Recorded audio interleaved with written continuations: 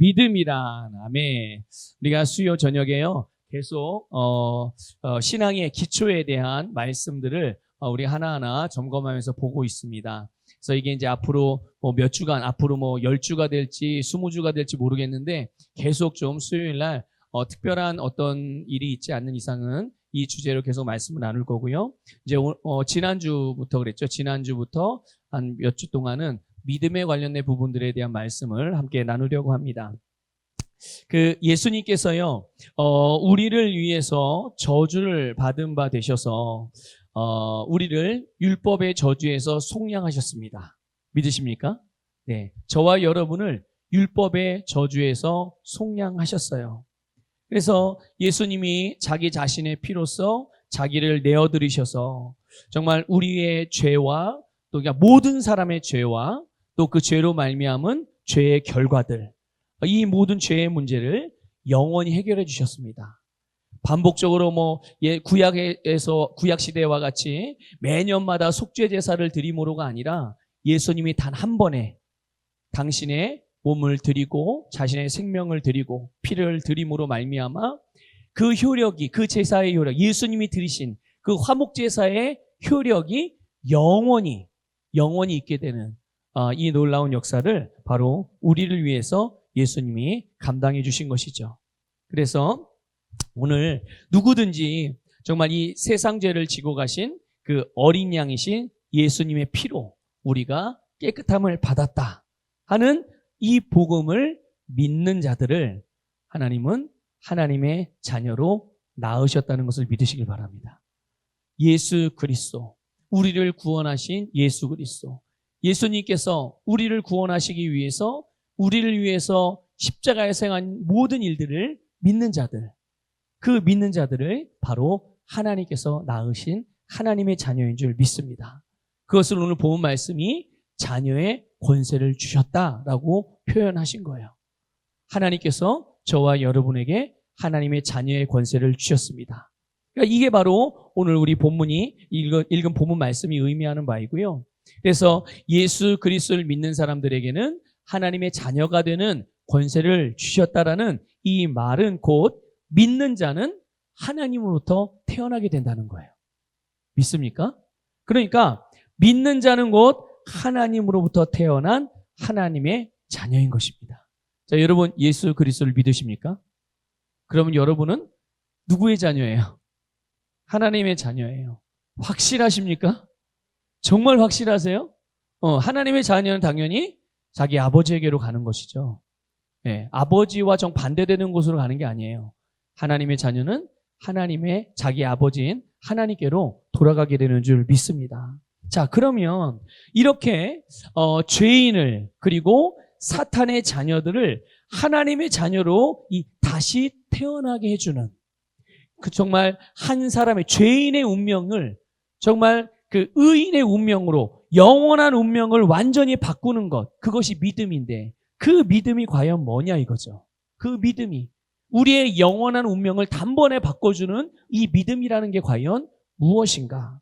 여러분 히브리서 11장 1절 2절에서 믿음을 너무나도 분명하고 정확하게 정의해주고 있어요.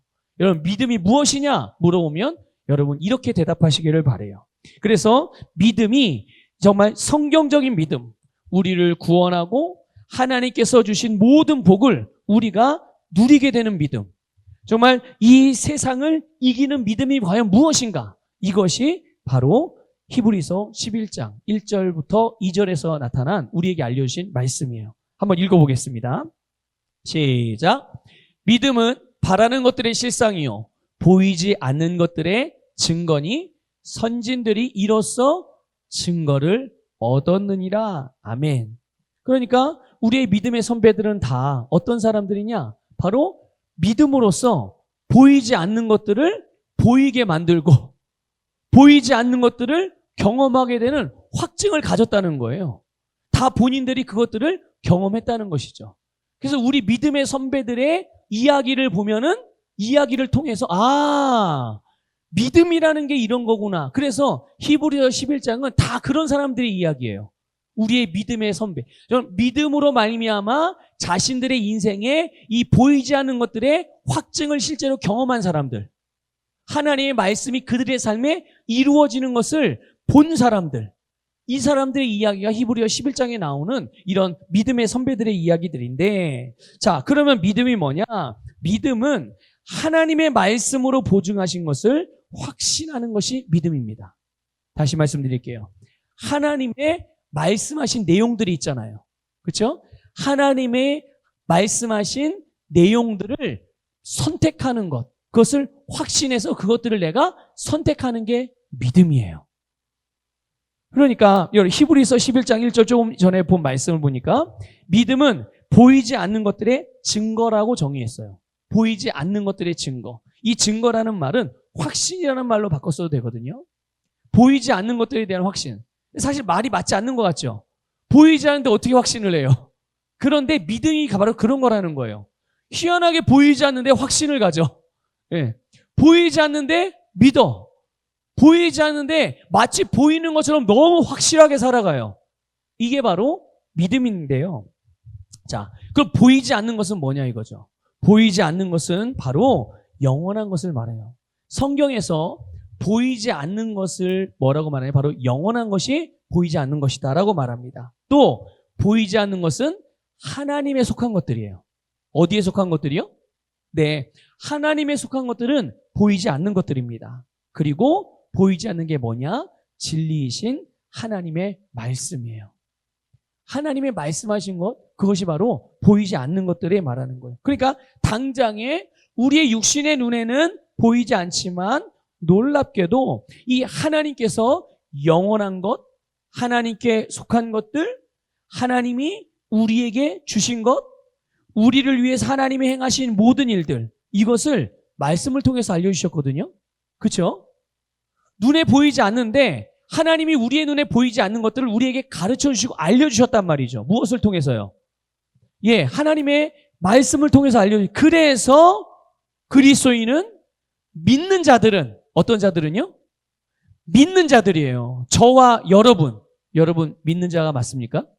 네, 저도 믿는 자예요. 그러니까 오늘 저와 여러분, 우리 믿는 자들은 보이지 않아도 믿음으로 확신하는 것입니다. 무엇을요? 하나님의 말씀을. 하나님의 말씀이 내 삶에서 이루어지는 것을. 하나님의 말씀이 내 가정에서 이루어지는 것을. 하나님의 말씀이 내 기업에서 이루어지는 것을. 하나님의 말씀이 내 자녀에게서 이루어지는 것을. 하나님이 내가 하는 일들 가운데서 이루어지는 것을. 하나님의 말씀이 내 말하는 대로 이루어지는 것. 이거 다 어디에 있는 내용들이에요? 하나님의 말씀에 있는 내용들이잖아요. 그런데 그것을 믿는 자들에게 그것이 나타나게 된다는 것이죠. 그것이 우리에게 이루어지는 것을 믿는 것입니다. 언제요? 당장 눈에 보이지 않아도. 육신의 눈에 보이지. 그래서 바로 믿는 자들의 삶인 것이죠. 이것을 확신하는 것, 믿는 것이 바로 믿음이에요. 그러니까 믿음은 곧 눈에 보이고 일시적이며 늘 변하는 것에 대한 것이 아니에요. 눈에 보이거나 잠깐 있다가 없어지는 거나 영원하지 않은 것, 자꾸만 변하는 것, 이런 것들에 대해서는 믿음이라는 말이 적용되지 않아요. 그러면 믿음은 무엇에 대해서 관계가 되어져 있느냐? 바로 영원 불변하는 하나님의 말씀에 대한 것임을 깨달으시길 바랍니다. 믿음은 영원 불변한 하나님의 말씀에 대한 것이에요. 그러므로 여러분, 누구든지 뭐 나이가 많든 적든 많이 배웠든 적게 배웠든 뭐 돈이 많든 적든 뭐 한국에 살든 뭐 미국에 살든 그런 거 상관없어요. 누구든지 하나님께서 나에게 주신 것을 말씀을 통해서 알고 난 다음에 그것에 대하여 믿음을 가지고 있으면 때가 되었을 때 그것을 실제로 소유하게 된다는 것을 깨달으시길 바랍니다. 이게 바로 믿음이에요. 그러므로 여러분, 우리는요, 믿음으로 행하고 보는 것으로 행하지 않는 것이에요. 성경에서 말씀하신 대로 우리는 보는 것으로 행하지 않고 무엇으로 행한다고요? 내 믿음을 따라 행하는 거예요. 보이는 대로 행동하지 않고 믿는 대로 행동한다는 얘기예요. 다시 강조해서 말씀드려요. 보이는 대로 느끼는 대로, 들리는 대로 행하지 않고 어떻게 행한다고요? 믿는 대로 행하는 것입니다. 자, 좀 전에 말씀드렸어요. 믿음은 보이는 것들에 대한 내용이 아니에요. 믿음은 무엇에 대해서 적용이 되어지는 거예요? 보이지 않는 하나님의 말씀에 대한 것들이에요. 그러므로 여러분, 우리는 보이지 않는 하나님의 말씀을 믿는 믿음으로 행하는 자들임을 믿습니다. 그래서 여러분, 우리의 믿음의 근거는 보거나 경험하는 것에 있는 것이 아니죠. 바로 오직 하나님의 말씀에 있습니다. 믿음의 근거가 어디에 있어요? 네, 누군가 들려주는 말에 있는 게 아니에요. 우리 눈에 보여지는데 그것이 믿음의 근거가 아니라 바로 하나님의 말씀이에요. 그래서 말씀을 믿고 나서, 무엇을 믿고 나서요? 네, 이건 이제 잘 여러분이 순서를 잘 생각해 보셔야, 이제 잘 기억하셔야 됩니다. 말씀을 믿고 나서 보게 되고 경험하게 되는 거예요. 다시 말씀드릴게요. 말씀을 믿고 나서, 말씀을 믿으면 그 다음에 내가 믿는 바를 어떻게 하는 거예요? 보게 되고 경험하게 되는 것입니다. 그러니까 말씀을 믿고 나서 보거나 경험하게 되는 것이 곧 이미 믿은 것의 결과인 거죠. 잘 생각해 보세요. 내가 말씀을 믿어요. A라는 말씀의 내용을 믿습니다. 그러면 그 말씀을 믿고 나면 그 다음에 뭘 보게 되는 거예요? 내가 믿은 A라는 말씀의 내용을 보게 돼요. 어디에서요? 우리의 삶에서. 그리고 그것을 이제는 내가 경험하게 되는 거예요. 이게 무슨 말이냐면요, 내가 믿은 말씀에 대한 결과, 그 결과를 얻게 된다는 것이에요. 어떤 사람이요? 믿는 사람이. 믿는 사람이 그 결과를 얻는 줄 깨달으시길 바랍니다. 그러니까 순서를 보면요, 어떻게 됩니까? 첫 번째가 말씀이에요. 첫 번째가 뭐라고요? 네, 말씀. 두 번째가 믿음이에요. 말씀을 믿는 거예요. 그 다음 세 번째가 뭐겠습니까? 그러면 세 번째가 바로 믿음을 따라 오는 열매. 그것이 우리에게 사실이 되어지고 경험이 되어지고 느낌이 되는 거예요. 첫 번째가 뭐라고요? 말씀이 있고요. 그리고 두 번째가 이제 이 말씀을 믿는 믿음이 있고, 그래서 말씀을 믿으면 말씀을 믿은 대로 그것이 말씀의 내용이, 내가 믿은 내용이 나에게 사실이 되어지고, 그것이 나에게 경험이 되어지고, 그것이 나에게 느낌이 되어지는 거예요. 믿습니까? 네, 이것이 바로 영적인 원리인 것이죠. 그래서 여러분, 요한복음 11장 40절인데 한번 좀 읽어보겠습니다. 같이 읽을게요. 시작. 예수께서 이르시되 내 말이 네가 믿으면 하나님의 영광을 보리라 하지 아니하였느냐 하시니 아멘. 이게 무슨 말이냐면요, 나사로의 무덤에서 예수님이 마르다에게 하신 말씀이에요. 이제 이 마르다의 오라버니인 나사로가 이미 죽은 지 나흘이나 됐어요. 그래서 무덤에 장사해 지냈단 말이에요. 근데 예수님께서 돌문을 열고 열어놓으라는 거죠. 그리고 슬퍼하고 애통하는 마르다에게 말씀하시는 거예요. 그러니까 마르다는 이야기를 하죠. 벌써 죽은 지가 나흘이 돼서 벌써 냄새가 납니다. 부패한 냄새가 납니다. 그러니까 예수님께서 뭐라고 말씀하세요? 내 말이 네가 믿으면 보리라. 이걸 말씀하신 거예요. 자, 믿으면 뭘 본다는 거예요? 네가 믿은 바 그거를 보게 된다는 거예요. 네가 믿는 내용이 무엇이든지 그것을 보게 된다는 것이죠. 믿는 것을 보는 것이 하나님의 영광인 줄 믿으시길 바랍니다. 믿는 것을 보게 되는 것이 하나님의 영광을 보는 것임을 깨달으시기를 주님의 이름으로 축복합니다. 그러니까 먼저는 주님의 말씀을 믿는 것이고, 믿은 다음에는 믿은 대로 보게 되는 것. 여러분, 근데 예수님의 제자 중에 도마라는 제자 여러분 아시죠? 도마라는 제자가 있습니다. 그런데 이 도마라는 제자는 예수님의 제자임에도 불구하고 사도임에도 불구하고 이 믿음의 원리를 육신적이고 감각적으로 이해를 했어요. 이게 주님께서 의도하신 영적으로 이해한 게 아니라 완전히 육신적으로 이해를 한 거예요. 그래서 도마는 이렇게 말합니다. 한번 도마의 말로써 우리 같이 말씀을 읽어보겠습니다. 요한복음 20장 25절 같이 읽습니다. 시작. 다른 제자들이 그에게 이르되 우리가 주를 보았노라 하니 도마가 이르되 내가 그의 손에 못자국을 보며 내 손가락을 그 못자국에 넣으며 내 손을 그 옆구리에 넣어보지 않고는 믿지 아니하겠노라 하니라. 아멘. 이게 바로 예수님의 12제자 중에 한 사람이었던 도마가 예수님의 부활의 소식에 대한 바로 반응이었어요. 뭐라고 말합니까? 보고 만지고 경험할 수 있어야 믿겠다는 거예요. 봐야 믿겠다는 거예요. 만져볼 수 있어야 믿겠다는 거예요. 아니 내게 정말 그 일이 일어난 것을 봐야, 내가 경험을 해봐야 이게 진짜인지 아닌지 알겠다는 거죠. 그러고 나서 믿겠다는 거예요. 자, 그런데 중요한 건 이거죠. 이것은 믿음이 아니라는 거예요. 여러분, 이거는 믿음이 아닙니다. 보고서 믿는다. 듣고서 믿는다. 경험해보고서 믿는다. 느껴지고 난 다음에 사실을 확인하고서 믿는다. 이것은 여러분 믿음이 아니에요. 가만히 생각해 보세요. 자, 아까 히브리서 11장 1절에서 믿음의 정의를 뭐라고 그랬습니까? 믿음은 보이지 않는 것들의 증거다. 보이지 않는 것들에 대한 거예요. 맞죠? 그러니까 믿음, 눈으로 보고 있다면 이미 눈으로 보고 있어요, 뭔가를.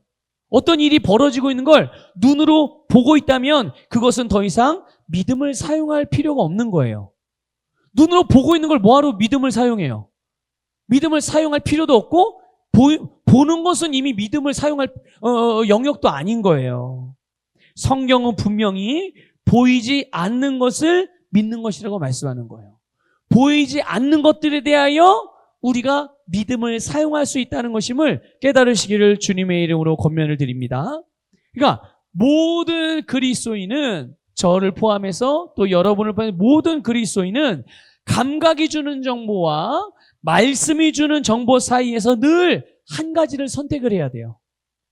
감각이 나에게 정보를 줍니다. 그리고 말씀도 나에게 정보를 줍니다.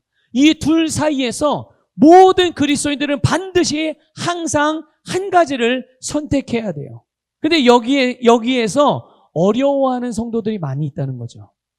감각이 주는 정보를 선택해야 될까? 하나님의 말씀이 주는 정보를 선택해야 될까? 그냥 말씀만 들을 때는 당연히 정답은 정해져 있잖아요. 정답은 우리가 무엇을 어떤 정보를 선택해야 됩니까? 하나님의 말씀이 주는 정보를 선택해야 된다고 그렇게 말하잖아요. 그런데 실제로 자기의 삶의 자리로 돌아가면 여기에서 갈등을 하는 거예요. 이거 내가 느끼는 대로, 보여지는 대로 반응을 해야 되나? 아니면 하나님의 말씀대로 반응을 해야 되나? 늘 잘 드는 예가 있잖아요. 여러분, 나에게 해코지 하는 원수 같은 자들이 있잖아요. 예? 그 원수 같은 자들에 대한 나의 감각이 주는 정보는 뭡니까? 쟤는 미워해도 돼. 왜 미워해도 되는 거예요? 나한테 잘못했고 저 사람은 불법을 저질렀어, 나에게. 그러니까 그것이 미워해도 된다는 근거가 되는 거예요. 그리고 저 사람은 나에게 상처를 주고 아픔을 줬으니, 나는 저 사람에게 상처를 받았으니 나는 저 사람을 볼 때마다 기분이 좋아요, 나빠요? 네, 기분이 나쁘니까 그를 바라보는 나의 눈빛, 그를 향해서 하는 나의 말, 그를 향해서 나타내는 나의 행동의 태도들, 어떤 태도, 어떤 말, 어떤 그런 몸짓이 나가겠어요? 좋게 나가겠어요? 바르게 행동하겠어요? 너그럽고 사랑의 태도가 나가겠습니까? 아니죠. 오히려 그 반대죠. 쌀쌀맞고 냉정하고 무정하게 대하고 무관심하게 되고, 혹이라도 말을 붙이면 툭툭 쏘아붙이고, 그게 우리의 감각이 주는 정보예요, 나에게. 그런데 하나님의 말씀이 주는 정보는 이런 원수 같은 자들에 대하여 어떻게 하라고 그랬어요? 사랑하래요. 얼마만큼 사랑해요? 그를 축복하는 모양으로 사랑을 나타내라는 거죠. 그를 위하여 중보하는 거예요. 어떻게 되기를? 그가 복받기를. 그가 하나님의 복받기를, 원수가 하나님의 복을 받기를 중보할 정도로 그렇게 우리의 그들을 향한, 원수를 향한 사랑이 나타나게 하라는 거예요. 이게 누가 주는 정보? 하나님이 주는 정보. 말씀이 주는 정보. 내 감각이 주는 정보는요? 그 원수와 같은 자에게 대하여 쌀쌀 맞고 불편한 감정을 갖고 아예 상종도 안 하고 무관심하고, 이게 우리의 감각이 주는 정보. 그러니까 실제 우리의 삶에 있어서 이렇게 감각이 주는 정보를 선택해야 될지, 하나님의 말씀이 주는 정보를 선택해야 될지 갈등을 겪는 성도들이 많다는 거예요. 하나 더 예를 들어 볼까요? 몸의 감각은 내 몸에 어떤 통증이나 증상을 통해서 질병에 대한 정보를 줍니다. 내가 기침을 하면서 목이 아픈 증상을 느껴요. 이건 이제 그 증상이 있으니 내 머리에서는 이제 이 증상을 통한 감각을 통하여 어떤 정보를 줍니까? 내 머리에서는 내 인식에다가, 내 생각에다, 내 몸에다가 너는 감기가 걸린 거야 라는 정보를 주는 거죠. 질병에 걸렸다라는 정보를 주는 거예요. 근데 내가 그래서 그 정보를 받아들이게 되는 것이죠.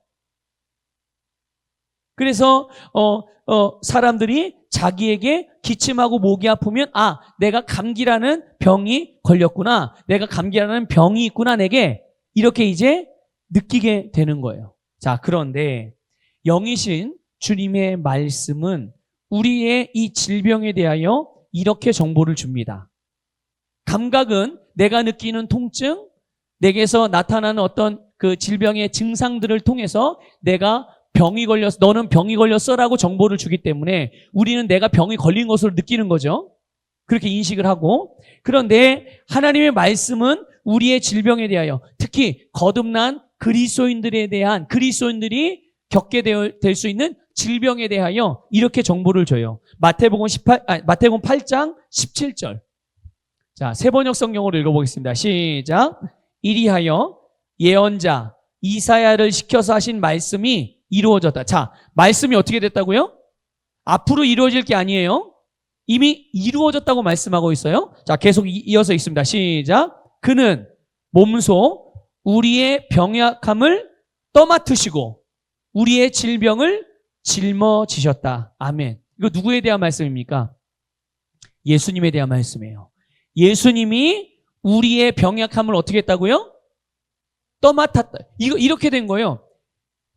그러니까 내게 있던 것을 예수님이 가져가셨다는 거예요. 그럼 내게 남아있는 거예요? 안 남아있는 거예요? 가져갔으니까 없는 거죠. 그런 의미인 거예요. 그러면서 우리의 질병을 예수님이 대신 짊어지셨다는 거죠.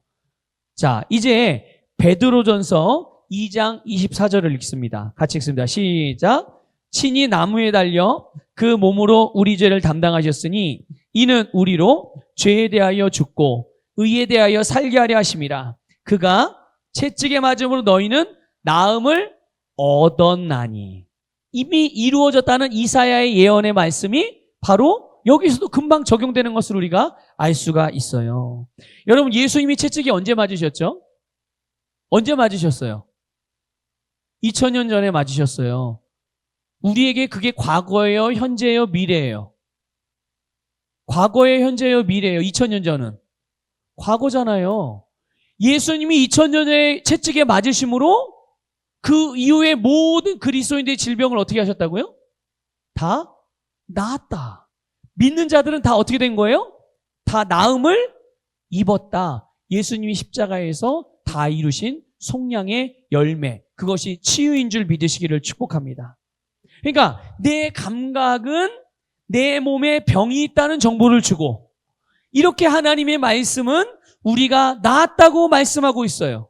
눈에 보이고 의사가 말하고 통증이나 증상을 느끼는 내 감각을 따라 선택할 것인지, 아니면 질병이 치유된 내 몸은 아직 보이지 않아요. 아직 내 몸에는 증상이 있어요. 기침하는 증상, 목이 따끔거리고 목이 붓고 아프고 열나는 증상이 있어요. 그런 상태에서 내 육신의 눈으로 보면 건강해진 내가 보여요, 안 보여요? 안 보이죠, 우리의 육신의 눈에는. 우리의 육신의 눈에는 건강해진 나의 몸이 보이지 않습니다.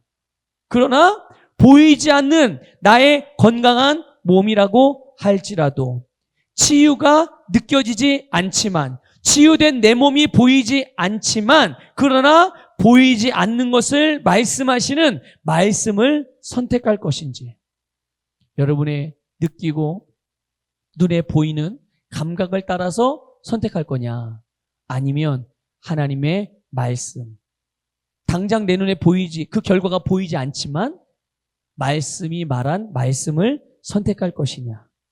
여러분, 믿음이 뭐냐? 바로 우리가 이미 나았다는 말씀을 선택하는 것입니다. 믿으십니까, 여러분? 그러니까 여러분 보세요. 믿음이 사용되지 않는 곳에는 역사도 없다는 것을 아셔야 돼요. 믿음은 항상 어디에 대하여 사용된다고요? 보이지 않는 것들에 대해 사용되어져야 되는 거예요. 믿음은 바로 하나님의 말씀에 대하여 사용되어질 때 그 말씀은 나타나는 능력이 일어나게 됨을 믿으시기를 바랍니다. 그래서 여러분요, 우리가 믿음으로 말씀을 선택할 때 여러분, 내 감각이 주던 정보들이 얼마 지나지 않아서 하나님의 말씀이 주신 정보와 일치하게 돼요. 이게 무슨 말이냐? 여러분 잘 이해하셔야 됩니다. 내가 믿음으로 선택을 했어요. 말씀을. 보이지 않지만 믿음으로 말씀을 선택했어요. 조금 전에 들었던 이제 치유를 예를 들어볼게요. 감각이 주는 질병의 증상을 따라 감각이 주는 내가 질병에 걸렸구나, 나는 병들었구나, 내게 병이 있구나, 이걸 선택하지 않고 아직 내 몸에 증상이 있지만 나를 치유하셨다는 주님의 말씀을 내가 믿음으로 취했어요. 믿음으로 선택했어요. 몸에 증상이고 기침 콜록콜록하지만 나는 치유받았습니다. 나는 건강한 자입니다. 예수님이 나를 위해 채찍에 맞으심으로 나의 질병은 예수님에게 넘어갔고 나는 건강한 자가 되었습니다. 이렇게 말씀을 선택한 거예요. 그런데 이제 이렇게 믿음으로 말씀을 선택하고 나면 그 다음에 어떤 일이 벌어지느냐? 그 다음에는 이제 감각이 주던 정보들, 그동안 내 감각이 주는 정보는 뭐였습니까? 콜록콜록하고 목이 아픈 이런 증상들이었단 말이죠. 근데 이런 증상들이 얼마 지나지 않아서 하나님의 말씀이 준 정보와 일치하게 된다는 거예요. 하나님의 말씀이 준 정보가 뭡니까? 치유, 건강. 얼마 전까지만 해도 콜록콜록하고 기침하고 목이 아팠는데 이 증상이 있었는데, 그런데 믿음으로 말씀을 선택하고 얼마 지나고 나니까 증상이 떠나가는, 믿음으로 말씀이 내 몸의 증상을 떠나보내고 내 몸의 여러 가지 증상과 상황들이 하나님의 말씀과 치유가 일어나고 건강하다는 말씀과 일치된 내 몸이 된 거예요. 믿습니까? 이게 믿음의 역사인 줄 깨달으시기를 축복합니다. 믿음으로 선택한 말씀대로 우리 몸에 치유가 일어나는 것이죠. 그래서 결국 우리의 입은 다시금 말하게 됩니다. 뭐라고 말합니까? 내가 치유되었다 말하고 주께서 치유하셨다라고 말할 수 있게 되는 것이죠. 그런데 이 치유가 내 몸에서 일어나기 전에 믿음으로 말씀을 선택해서 내가 치유받았다라고 선포하는 고백과 내가 이제 실제로 내 몸에 치유가 일어나서 치유의 능력이 일어나서 말씀이 성취된 다음에 정말 내가 그것을 경험하고 하나님의 치유가 일어났다, 내 몸에 일어났다라고, 나는 치유받았다라고 선포하는 내용이 조금 달라요. 종류가. 첫 번째, 말씀을 선택해서 고백하는 내용은 내 영 안에 있는 것들을 인정하는 것이고 그것을 내 삶에 풀어놓는 고백이 되는 거예요. 그런데 내 몸에서 이미 치유가 일어나서 이제 실제로 모든 증상도 떠나가고 병이 치료돼서 완전히 이제 내 것이 된 거죠. 이제 그 치유의 말씀이 내 것이 된 선포가 되는 거예요. 실제로 내가 경험하고 그것을 우리는 다른 말로 간증이라고 이야기합니다. 간증이 되는 거죠. 그래서 간증에는 힘이 있습니다. 어떤 힘이 있어요? 이미 간증은 하나님의 말씀이 내게 성취된 것에 대한 이야기잖아요. 그러니까 여러분, 성취하는 능력이 그 간증을 들으면서, 간증을 말하는 사람에게도 역사할 뿐만 아니라 그 간증을 믿음으로 받아들이는 사람, 그 간증의 내용을 주님, 나도 저 간증의 주인공입니다 라고 믿음으로 받은 사람에게도 성취의 역사가 동일하게 일어나게 되는 줄 믿습니다. 그래서 간증이 중요한 거예요. 그렇기 때문에 여러분, 간증하셔야 해요. 분명히 우리 성도님들 기도 응답도 받고 분명히 영적인 체험들도 분명히 하고 있는데 그것들을 말을 잘 안 하시는 것 같아요. 여러분, 간증하셔야 됩니다. 여러분, 복음을 전하는 게 뭡니까? 내가 믿는 주님을 간증하는 거예요. 내가 믿었더니 하나님이 나에게 역사하신, 나에게 베푼 은혜와 사랑, 그 능력을 이야기하는 게 간증하는 거예요. 그럼 어떤 일이 일어납니까? 지금 내게 일어났던 일이 동일하게 나의 간증을 듣는 자들에게 동일하게 일어나는 것. 그것이 주님께서 우리에게 맡기신 사명이에요. 사명은 해야 되는 일이에요? 하지 말아도 되는 일이에요? 사명은 반드시 해야 되는 일입니다. 반드시 해야, 여러분, 간증 반드시 해야 됩니다. 복음 반드시 전하셔야 됩니다. 그러니까 여러분, 같은 믿음의 사람들끼리만 있다고 할지라도 하나님께서 여러분에게 베푸신 은혜들이 있다면, 여러분이 그것을 경험했다면, 기도 응답을 받으셨다면, 하나님이 여러분의 뭔가를 알게 하시고 깨닫게 하시고 느끼게 하시고 보게 하시고 경험하게 하셨다면 반드시 그것들을 여러분의 주변 셀 식구들 또는 주변의 이웃들, 또한 또 다른 믿음의 공동체들과 목사님과 사모님과도 마찬가지고 함께 나누시며 간증하시기를 주님의 이름으로 권면을 드립니다. 그래서 여러분, 오늘 하나님의 말씀을 우리가 믿게 될 때, 말씀을 믿는 것이 실제적으로 우리의 경험으로 이루어지는 것이고, 그래서 아까 본 말씀대로, 마르다에게 주님이 하신 말씀대로 믿으면 주님의 영광을 보게 되는 것입니다. 믿으면 주님의 영광을 보게 됩니다. 그런데 여러분, 우리가 믿음과 믿음이 아닌 것을 좀 구분할 수 있어야 해요. 그래서 지적인 동의는 믿음이 아니에요. 뭐가 믿음이 아니라고요? 예, 다시 말해, 머리로 그냥 끄덕끄덕 하는 거는 믿음이 아니라는 얘기예요. 머리로 끄덕끄덕 하기만 하는 거는, 그러면 이제 나는 말씀을 때 머리로 끄덕하지 말아야 되겠다. 그렇게 또 그런 말이 아니라, 머리로 끄덕끄덕 하셔야죠. 아멘 하시고 아멘도 하시고 반응을 보여야 또 주님도 그 반응을 보시겠지만, 말씀을 저는 저도 그걸 보고서 우리 성도님들이 지금 믿음을 잘 받고 있구나, 잘 이해하시는구나, 이걸 알죠. 네. 자, 그 말이 아니라 이 지적인 동의라는 것은 뭐냐면 머리로만 이해하는 것을 말하는 거예요. 머리로만 지식적으로만 동의하는 것. 그래, 맞아, 그거야, 이러는 거. 이거는 여러분 믿음이 아니니, 믿음과 내가 그냥 머리로 인정하는 것과 다르다는 것을 여러분 꼭 알고 계셔야 되고 구분할 수 있으셔야 돼요. 그래서 나는 믿지 않고 그냥 머리로만 동의하고 알고 있는 건데 마치 내가 믿은 것처럼 생각되어져서 왜 믿는데 안 되냐, 이런 소리 하시면 안 된다는 거예요. 믿지 않았는데, 당연히 믿지 않았으니까 역사가 안 일어나는 거거든요. 믿지 않았기 때문에 역사가 안 일어나는 거예요. 근데 왜 나는 믿었는데 역사가 안 일어나냐고 자꾸 따지시면 안 되는 거예요. 예. 그래서 또 실망해서도 안 되는 거죠. 왜? 다른 사람은 믿어서 저 되는데 왜 나는 믿는데 안 돼? 하나님이 나를 사랑하지 않나 보다. 하나님은 저 사람만 사랑하나 보다. 이렇게 해서 여러분 실망과 좌절과 죄책감에 빠지면 안 된다는 거. 이건 다 누가 하는 일이에요? 마귀가 하는 일인 거예요. 마귀가 하는 일인 거예요. 그래서 여러분, 내가 진짜 믿는 것인지 아니면 내가 그냥 머리로만 알고 있는 것인지를 잘 구분을 하셔서, 머리로만 알고 있는 것이 아니라 모든 것이 다 믿음이 되기를 주님의 이름으로 축복합니다.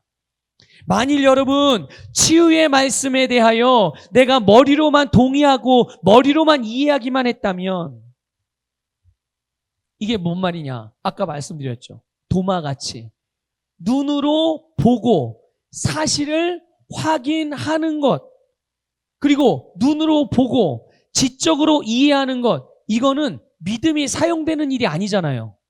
그렇죠? 눈으로 보는 이미 봤는데 무슨 믿음을 사용해요, 거기다가. 그렇죠? 아까 믿음은 어디에 사용한다고 그랬어요? 보이지 않는 것들에 대하여 사용하는 거예요.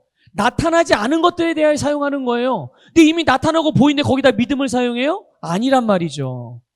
그런데 사람들이 눈으로 보고 느끼면 내가 믿을 수 있다고 생각을 하는 거예요. 그러니까 목사님이 뭔가를 말씀을 전해도 그 말씀이 이루어지는 걸 봐야 나는 믿어. 이루고 반응하는 거죠. 그러니까 믿으면 된다는 거 알지만 지금 목사님이 말하는 저는 치유의 내용, 부여의 내용, 뭐 성공에 대한 내용, 형통에 대한 내용, 관계에 대한 내용, 사랑에 대한 내용, 뭐 용서에 대한 내용, 그걸 그렇게 하는 사람이 진짜 있는지를 봐야 내가 믿겠다. 이거는 믿음이 아니라는 거예요. 근데 마치 그런 마음으로 하나님의 말씀을 받으면서 자기가 말씀을 믿는다고 생각을 하니 그에게는 믿음을 사용할 수 있는 장이 없는 거예요. 그렇죠? 믿음을 사용할 수 있는 영역이 있어야 되잖아요. 뭔가 내가 그 물건을 내다 팔려면 어디 가야 돼요? 물건을 내다 팔 장소로 가야 되잖아요. 그렇죠? 내다 팔 물건, 내가 가지고 있는 물건을 내다 팔 장소로 가야 되는데 여러분 믿음을 사용하는 장소가 어디냐? 바로 보이지 않는 것들에 대한 것이 거기가 바로 믿음을 사용하는 장소예요. 보이는 것은요. 믿음을 사용하는 장소가 아니라니까요. 네. 그러니까 여러분 내가 머리로만 알고 있는 것과 내가 정말 믿는 것과는 이런 차이가 있다는 것을 반드시 기억하시길 바랍니다. 다시 치유의 말씀에 대하여 내가 머리로만 알고 있고 이해하고 있다면 그 말씀은 그 치유에 대한 말씀 우리에게 어떤 변화도 일으킬 수가 없어요. 여러분 우리를 구원하는 능력은 바로 우리의 이성이나 정신적인 능력이나 또는 심리학적인 상담 이런 것들에서 나오는 게 아니에요. 우리를 구원하는 능력 그것은 바로 하나님의 말씀을 영접하고 마음으로 받아들이는 여기에서 일어나는 능력인 것을 믿으시길 바랍니다. 이게 뭡니까? 이게 믿음인 거예요. 마음으로 받아들이고 말씀을 영접하는 것. 그래서 말씀이 말한 대로 여기는 것이 믿음이란 말이죠. 그러니까 말씀을 그냥 지적으로 머리로만 이해하고 지식으로만 가지고 있다면 그런 사람은 결정적인 순간에 표시가 납니다. 언제 표시가 난다고요? 그냥 평소 때는 잘 표시가 안 나요. 근데 결정적인 순간 그게 언제냐? 바로 믿음을 사용해야 될 때가 왔을 때, 믿음을 사용해야 되는 상황이 왔을 때, 내가 믿음을 사용해야 되는 환경에 처했을 때, 그때 이게 본색이 드러나는 거죠. 정체가 드러나는 거예요. 그 결정적인 순간에 내가 동의한 내용과 내가 머리로 그냥 이해하고 지식으로 가지고 있는 말씀에 대한 지식과 그리고 그 사람이 하는 말과 행동이 다르게 나타나는 거예요. 어떤 사람이요? 말씀을 머리로만 이해하고 머리로만 가지고 있는 사람, 알고만 있는 사람은 정말 믿음을 사용해야 할 그때에 자기가 알고 있던 말씀의 내용과 본인이 하는 말과 행동이 다르다는 거죠. 그러니까 머리로 알고 있는 거는 A라고 알고 있어요. 근데 행동과 내 말은 A라고 말하거나 A의 행동이 아니라 B라고 말하고 B의 행동을 하는 거죠. 이렇게 되는 거예요. 어떤 사람이요? 말씀을 머리로만 알고 있는 사람. 아직 그 말씀을 믿지 않고 있는 사람이 바로 그렇다는 얘기예요. 그래서 사람은 누구나 가장 중요한 순간, 결정적인 순간에 어떻게 하는 줄 아십니까? 자기가 진짜 믿는 것을 말합니다. 결정적인 순간에. 자기가 진짜 믿는 것을 말하고 자기가 진짜 믿는 대로 행동을 해요. 그러니까 만약에 나에게 어떤 위기가 왔어요. 위기가 왔는데 우리 거듭난 그리스도인들에게는 위기적인 상황이 왔다고 하더라도 우리는 그것을 이기는 자입니까? 그것에 대하여 패배하는 자입니까? 이기는 자예요. 그렇기 때문에 우리는 누구만 바라보고 누구만 의지해요? 하나님만 바라보고 하나님만 의지합니다. 실망해요? 실망하지 않아요. 좌절해요? 좌절하지 않아요. 포기해요?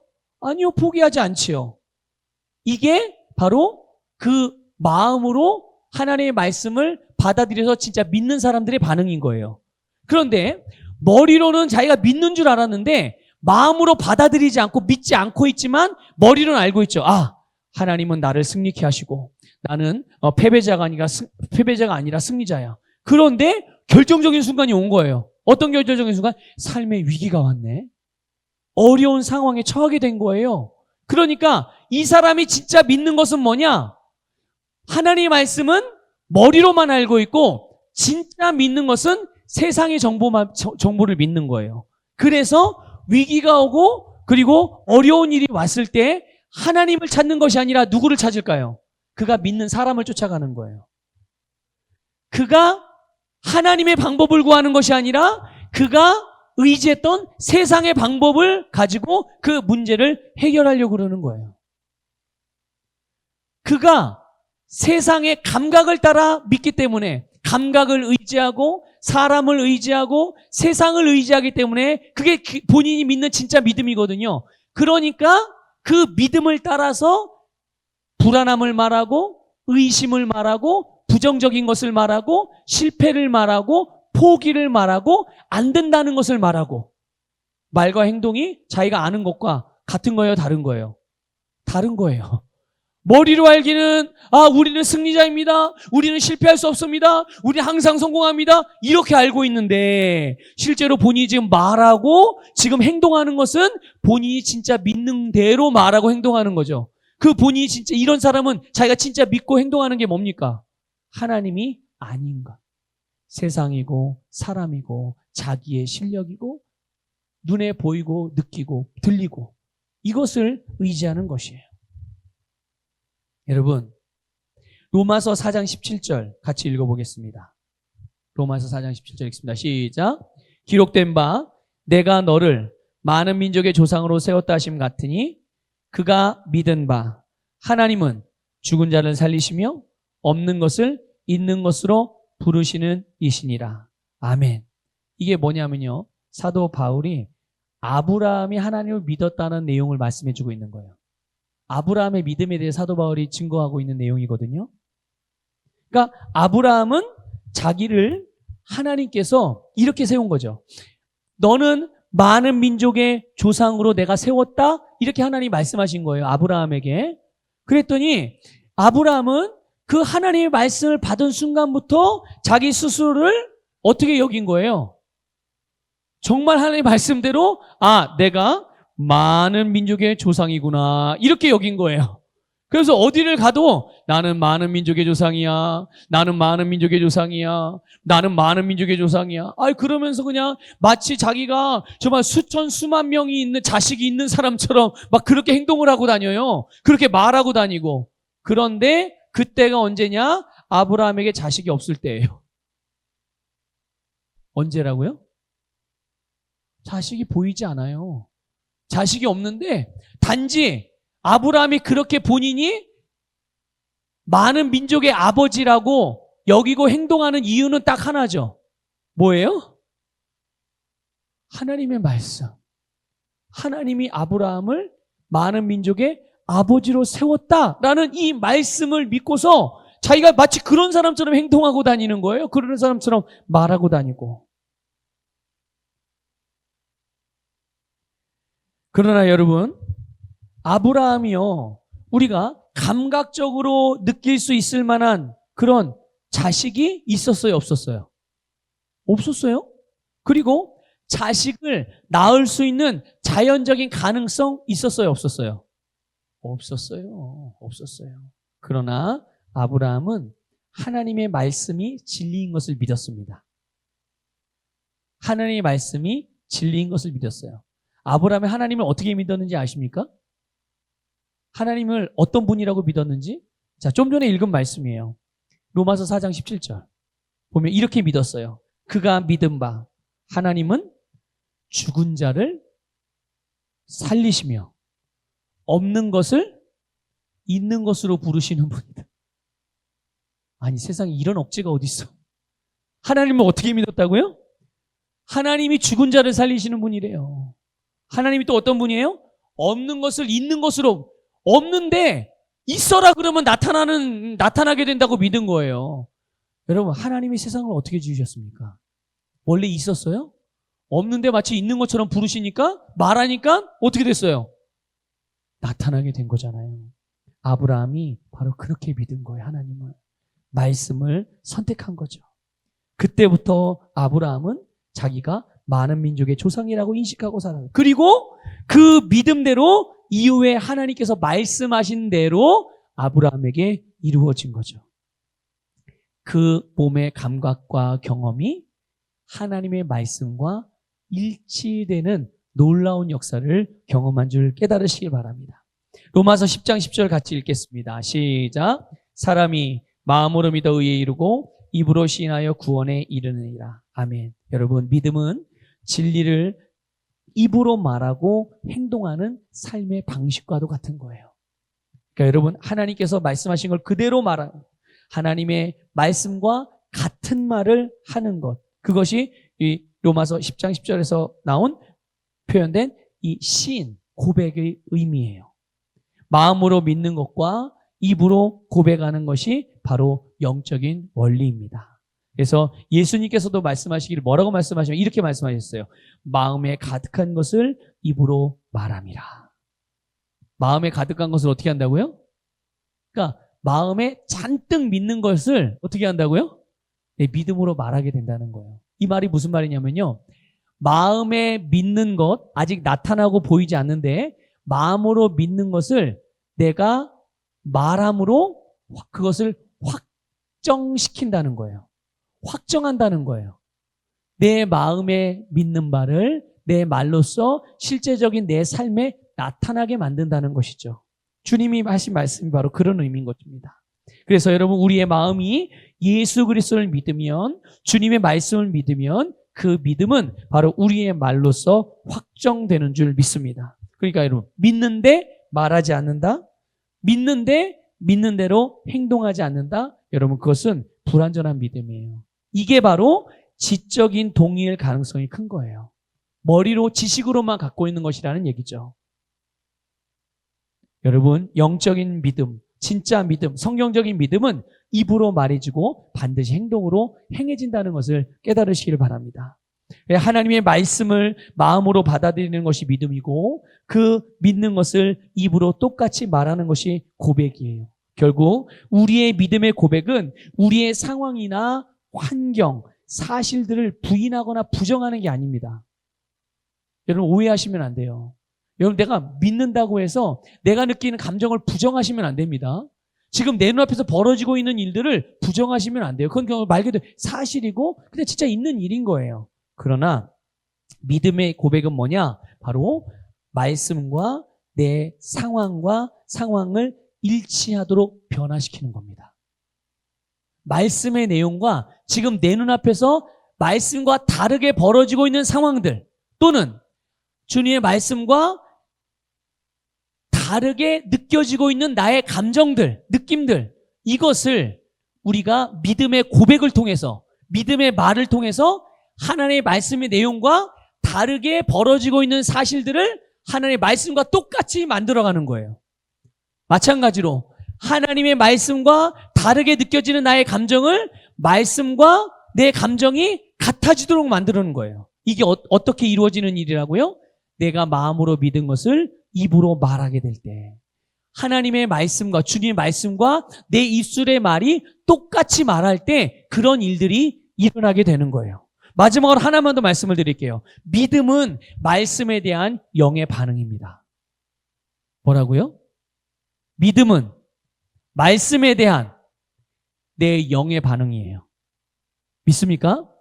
믿음은 말씀에 대한 내 영의 반응인 거예요. 그래서 믿음은 어떤 사람의 말에 설득이나 또는 세상의 학문이나 이론, 철학, 가르침으로 얻을 수 있는 게 아니라 오직 하나님의 말씀으로부터 나고 그 말씀으로 말미암아 우리의 영에 믿음이 생기는 거예요. 우리 여러분 잘 아는 말씀, 로마서 10장 17절 말씀 뭐라고 말합니까? 그러므로 믿음은 들음에서 나며 들음은 그리스도의 말씀으로 말미암았느니라. 아멘. 말씀을 들을 때, 말씀을 영접할 때, 말씀을 받아들일 때 우리의 영에 믿음이 생기고, 그 믿음은 항상 주님의 말씀에 긍정적으로 반응하게 합니다. 이게 중요한 거예요. 어떤 반응이요?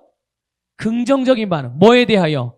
말씀에 대하여 항상 긍정적으로 반응하는 것이 바로 우리의 믿음이라는 것이죠. 그래서 우리의 영이 말씀에 긍정적으로 반응하는 게 바로 믿음이고요. 이 영의 반응에 우리의 혼과 우리의 마음, 우리의 생각이 하나가 될 때 우리의 몸은 자연스럽게 말씀을 따르는 행동을 하게 되는 거예요.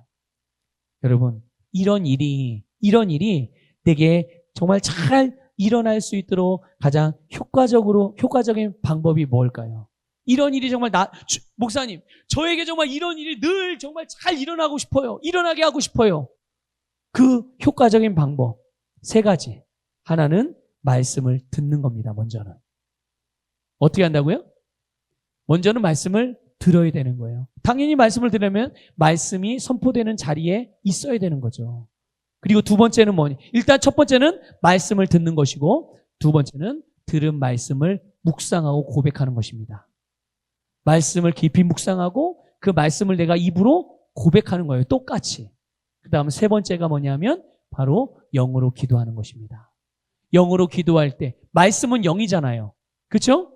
주님의 말씀이 영이기 때문에 내가 영적으로 활성화가 될 때 활성화가 잘 되면 될수록 영이신 말씀에 내가 반응을 잘하고 말씀으로 말미암아 내가 변화가 빠르게 일어날 수가 있는 거예요. 말씀대로 변화가 일어나게 되는 거죠. 그거를 잘하게 해주는 게 뭐냐면 영으로 기도하는 방언 기도예요. 자, 어쨌든 내가 내 안에서 이 믿음의 역사가 가장 잘 활발하게 일어나서 내 영 안에서 일어나는 일이 내 혼에도 일어나고 내 혼에서 일어나는 일이 내 몸에도 일어나서 내 실제적인 삶에 믿는 대로 역사하는 이 놀라운 말씀의 역사가 잘 이루어지게 하는 가장 효과적인 방법. 첫 번째가 뭐라고 그랬어요? 말씀을 듣는 것이고요. 2번째는요. 들은 말씀을 묵상하고 고백하는 것이고요. 3번째는 방언으로, 영으로 기도하는 거예요. 여러분, 이 3가지가 여러분의 삶에서 늘 매일같이 나의 삶의 한 부분이 될 수 있기를 주님의 이름으로 축복합니다.